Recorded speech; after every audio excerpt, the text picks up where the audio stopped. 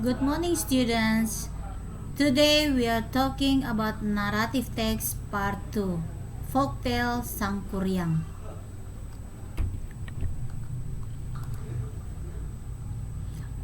Learning objective. Students are able to identify social function of narrative text, the structure of narrative text, and language features used in narrative text. Generic structure of narrative text. A narrative text usually consists of three main parts. 1. Orientation. This part tells about the characters and the setting, time, or places of the story. 2. Complications. In this part, the main character faces situations, events, or activities that arise from a problem or crisis. 3. Resolutions. This part tells how the problem is resolved. It presents the ending of the story, a happy or sad ending. From this moment, I will tell you about three folktale. There are folktale of Sangkuriang, King and Two Sons, a folktale from Bali. So everybody listen carefully before I read the text. You should pay attention of some question. Perhatikan poin-poin dalam video untuk menjawab pertanyaan berikut. A. How many characters are there in the story? B. Who is the main character in the story? C. What problem did the character face? D. How did they solve the problem? E. What is moral value that you face in the text? Folktale Sangkuriang. One day, Dayang Sumbi was waving in her house. Suddenly, he dropped one of the waving tools. She is too lazy to take it herself. She said, "I'm going to marry anybody who's willing to get it for me, although it is an animal." And it happened. A good dog named Tumang bit the tool and gave it to her. She chased the dog away.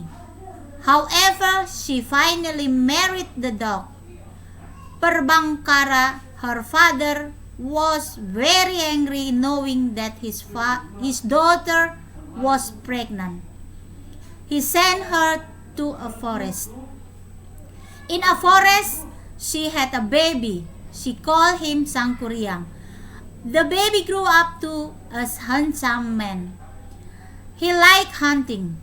Dayang Sumbi said one day, "My son, I'd like to eat the heart of a deer." Sangkuriang went hunting and Tumang followed him. Unfortunately, he didn't see a deer or any other animals. He was frustrated. He decided to kill the dog and gave its heart to his mother. Dayang Sumbi was very angry when she knew what really happened. She chased her son away. Sangkuriang left his mother. He grew up to be a strong and more handsome man. One day, he met a beautiful lady and he fell in love with her. Dayang Sumbi finally knew who the man was. He was her son, Sangkuriang. Sangkuriang was angry and still asked her to marry him. Dayang Sumbi accepted with one deal. If he could create a boat and a lake in a day, she would marry him. Finally, he failed. And so Dayang Sumbi refused to marry him. He got angry and kicked the unfinished boat, which turned upside down before he himself fell down into the lake and died. It is traditionally believed that the existence of Tangkuban Perahu Man had its root from this story. Oke anak-anak, berdasarkan cerita tentang Sangkuriang, kamu harus menjawab 10 pertanyaan. Read the following story of Sangkuriang. State whether the statement is true or false according to the story. Jadi benar atau salah menurut cerita Sangkuriang. Number 1. Dayang Sumbi liked making clothes. 2. Tumang was a deer. 3. Sangkuriang liked hunting. 4. Perbangkara was Dayang Sumbi's husband. 5. Dayang Sumbi rejected to marry Sangkuriang.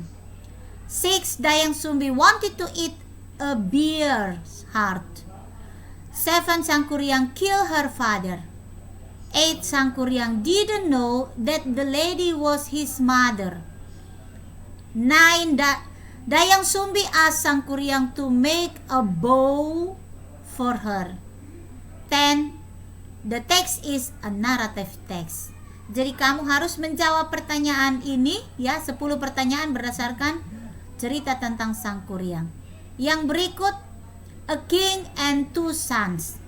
Once there was a king with 2 sons. He appointed eminent scholar to teach them art. After a few years, the king fell ill badly. So he wanted to select the next king for his kingdom. He wanted to test his sons' abilities. He called both of them and gave a room to each of them. He said, "You must fill this room with anything you wish. It can be anything, but there should be no space left behind, and you should not seek advice from anyone." The next day, the king visited the elder son's room. The room was completely filled with hay. The king sighed on the foolishness of the elder son. Then he went to the younger son's room, but it was kept closed. The king knocked at the door. The second son asked his father to get in and close the door again. There were darkness everywhere, and the king shouted at his second son angrily. However, the second son lighted a torch and said, "I have filled this room with light." Now the king felt very happy and hooked his son. He would be a right person to rule the king. Based on the text, the story about king and 2 sons, please answer the question based on the text. Who is a moral value that you find from the text? A folk tale from Bali. Jadi cerita nomor ketiga. In Daha Kingdom, there lived a powerful Brahmin named Siddhi Mantra. Her son's name was Manik Angkeran. Manik Angkeran liked to gamble. One day, Manik Angkeran could not pay the debt. He asked help to his father. Loving his son, Siddhi Mantra fasted and prayed to the god. A mysterious voice asked him to meet Naga Basuki at Agung Mount. By ringing a jenta, Naga Basuki came and gave gold and diamonds from his scales. Soon Manik Angkera finished all gold and diamonds. He asked help to his father again.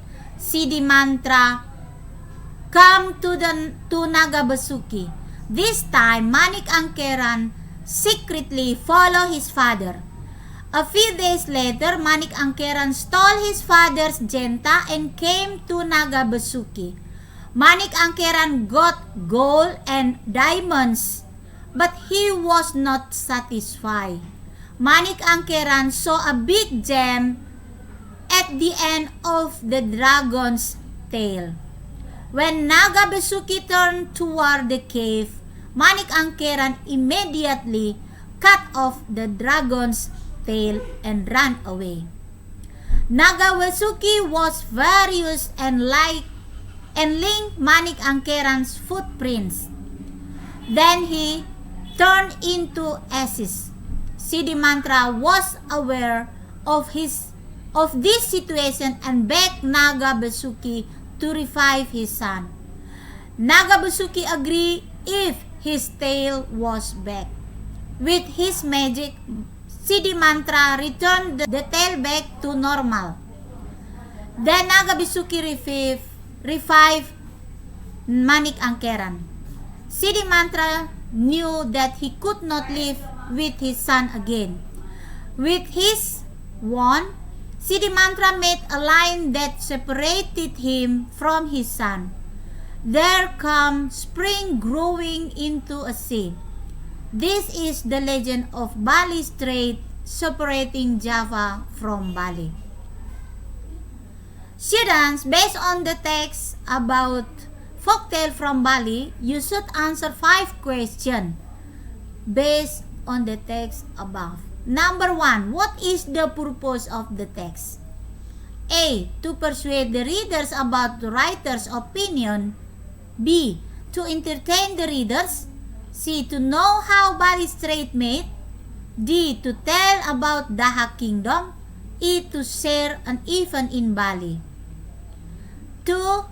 What is the writer's purpose of the text? A. To tell the legend of Bali Strait.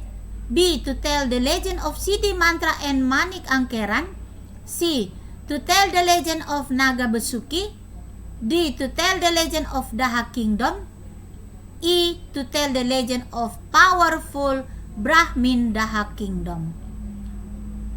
Number 3. What is the main idea of the second paragraph? A. Manik Angkeran followed his father secretly. B. Siddhimantra fasted and prayed to the god to resolve his son's problem. C. Nagabasuki came and gave gold and diamond from his scale for Siddhimantra. D. Siddhimantra is asked by mysterious voice to meet Nagabasuki at Agungman. E. Manik Angkeran finished all gold and diamonds given by his father. 4. The word but in third paragraph can be replaced with A. Although, B. As long as, C. Whether, D. Yet, E. So. And the last blah blah blah begged Nagabasuki to revive his son. The word revive has the same meaning with A. Relieve, B. Restore, C. Regenerate, D. Resuscitate, E. Bring back. Stay at home, stay healthy, good luck. Thank you semua. Kamu harus menjawab pertanyaan dari 3 cerita di atas dan dikumpulkan tepat waktu. Bye-bye. I think that's all for today. Bye-bye.